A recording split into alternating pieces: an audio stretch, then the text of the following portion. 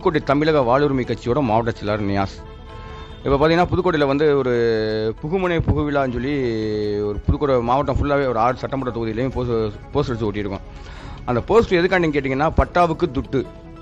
இப்போ நத்தம் செட்டில்மெண்ட்னு ஒரு அலுவலகம் இருக்குது.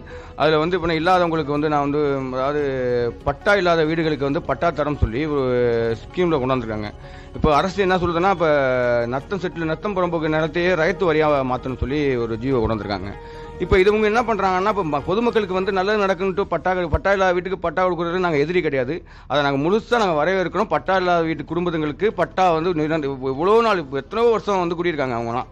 அவங்களுக்குலாம் பட்டா கொடுக்கணும். அரசு அது கட்டாயம் கொடுக்கணும். ஆனால் போலியான பட்டா கொடுக்கக்கூடாது. இப்போ நத்த செட்டில்மெண்ட் என்ன பண்ணுறாங்கன்னா, நீ 60 ரூபா 70 ரூபா 60,000 70,000 1 லட்சம் பணம் கொடுத்தியா, நான் உனக்கு பட்டா தரேன், அதை வச்சு நீ பத்திரம் பண்ணிக்க அப்படிங்கிறாங்க.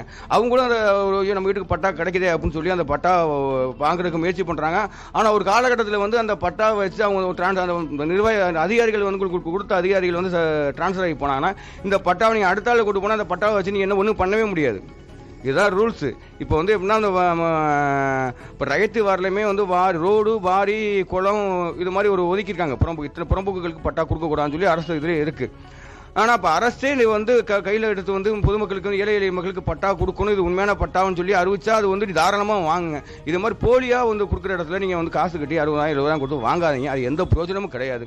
இப்போ அதையும் தாண்டி ஒரு படி என்ன மேலே போகிறாங்கன்னா, இப்போ அந்த நத்தம் செட்டில்மெண்ட் அலுவலர்கள் நாங்கள் ஆர்டிஐ போட்டு கேட்டோம். அதில் ஒரு ரோடை பட்டா போட்டு கொடுத்துருக்காரு. அந்த ரோடை பட்டா போட்டு கொடுத்தது இல்லாமல் அந்த ரோட்டுக்கு பத்திரம் பண்ணியிருக்காரு. அந்த பத்திரத்தை வச்சு அதிகப்படியாக இந்த குடியிருந்தாங்கன்னு சொல்லி முனிசிபாலிட்டியில் வரி ரசீது போட்டு வாங்கியிருக்காங்க. இப்போ இது யார் மேலே குத்தம் சொல்ல முடியும்?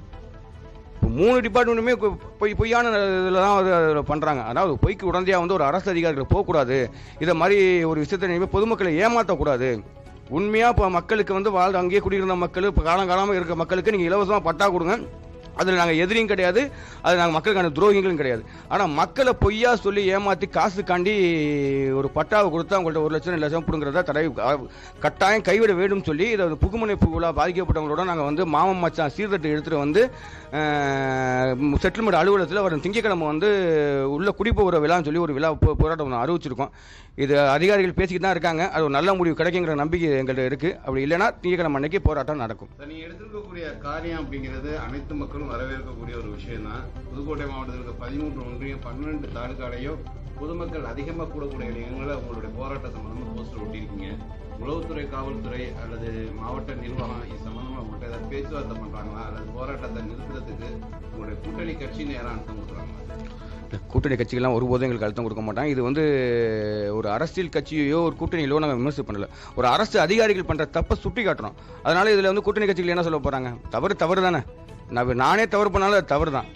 அதனால் அவங்களாம் ஒன்றும் சொல்ல. இப்போ அதிகாரிகள் பேசுகிறாங்க, உங்களுக்கு என்ன டிமாண்டு, உங்களுக்கு என்ன குறைகள், என்ன நிறைகள் சொல்லுங்கன்னு சொல்லியிருக்காங்க.